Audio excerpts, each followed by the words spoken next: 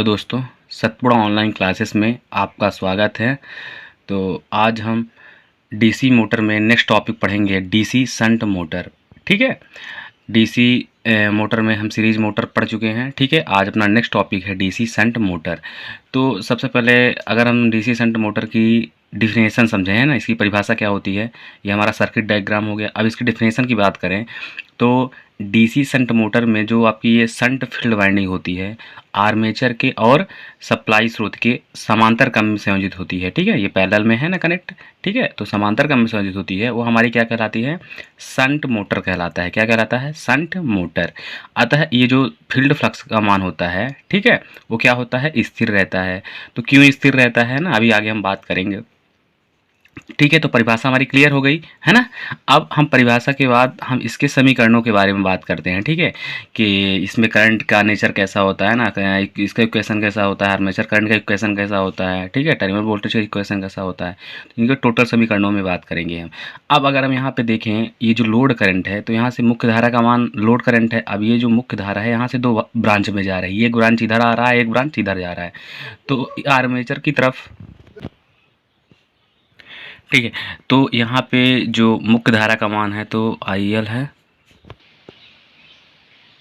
यहाँ पे जो मुख्य धारा का मान क्या है, IL है। अब ये लोड करंट यहाँ से दो भागों में जा रही है ना। एक भाग हमारा इधर आ रहा है आर्मेचर की तरफ, इसको IA से डिनोट करेंगे, और दूसरा भाग ये शंट फील्ड वाइंडिंग में जा रहा है, इसको ISS से डिनोट करेंगे। ठीक है, तो यहाँ पे क्या हो जाएगा आपका, IL बराबर मतलब लोड करंट बराबर क्या हो जाएगा, IA प्लस ISH, है ना, मतलब आर्मेचर करंट प्लस शंट धारा। ठीक है, अब अगर हम यहाँ से शंट धारा का मान निकालें, ISH बराबर क्या होगा, तो इनके बीच का वोल्टेज क्या हो जाएगा, V, है ना, तो क्या हो जाएगा, V/RSH हो जाएगा। ठीक है, अब इसमें हम टर्मिनल वोल्टेज का मान कैसे निकालेंगे, तो जैसे देखिए यहाँ पे V बराबर क्या हो जाएगा, बैक EMF, है ना, कितना है, प्लस IA इंटू RA। अब इसके बाद हम नेक्स्ट आर्मेचर करंट का अगर मान निकालें, तो यहाँ से IA बराबर क्या हो जाएगा, IA आप इसी इक्वेशन से निकाल सकते हैं। तो IA बराबर ये V माइनस EB, ये RA क्या आ जाएगा, बटे में आ जाएगा, है ना। तो IA बराबर क्या हो जाएगा आपका, V माइनस EB/RA। ठीक है, अब हम बात करेंगे इसके डीसी शंट मोटर के अभिलक्षण के बारे में। ठीक है, कि इसके अभिलक्षण क्या हैं, कैसे हैं। ठीक है, तो पहला नंबर कौन सा है आपका, पहला नंबर है टार्क भार अभिलक्षण, है ना। पहला नंबर कौन सा है, टार्क और भार के बीच का अभिलक्षण। ये T हो गया, ये लोड करंट या आर्मेचर करंट हो गई, है ना। अब देखिए हमने कल एक समय मतलब कि टार्क का फार्मूला पढ़ा था, T समानुपाती क्या होता है, फाई IA, है ना, मतलब फील्ड का फ्लक्स इंटू आर्मेचर करंट।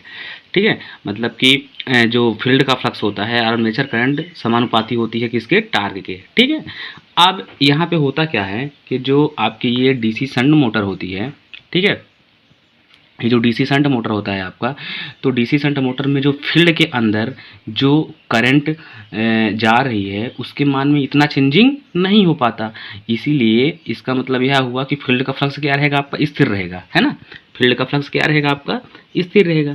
तो ये फाई एफ मतलब फील्ड का फ्लक्स क्या रहेगा, जब स्थिर रहेगा तो क्या हुआ आपका, T समानुपाती क्या होगा, IA, है ना।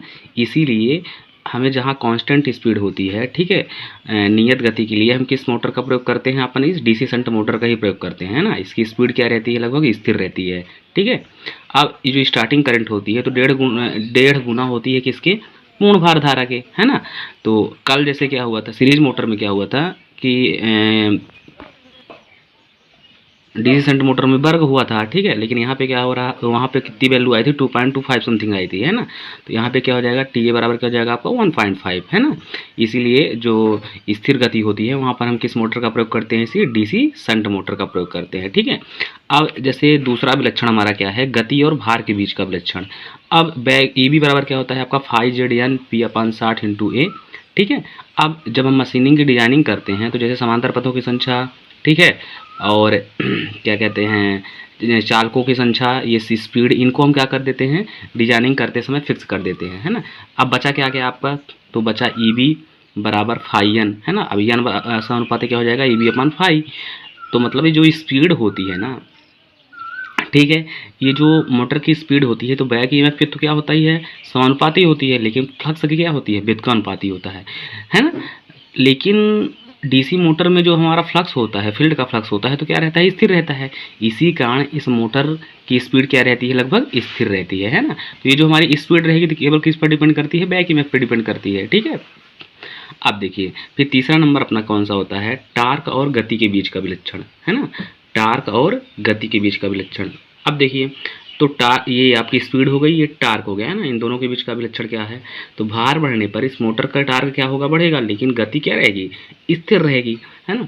और एक मोटर के अंदर दो अभिलक्षण हमारे क्या होते हैं, सेम रहते हैं। कल भी हमने पढ़ा था, है ना, सीरीज मोटर में भी, शंट मोटर में भी, ऐसे कंपाउंड मोटर में भी।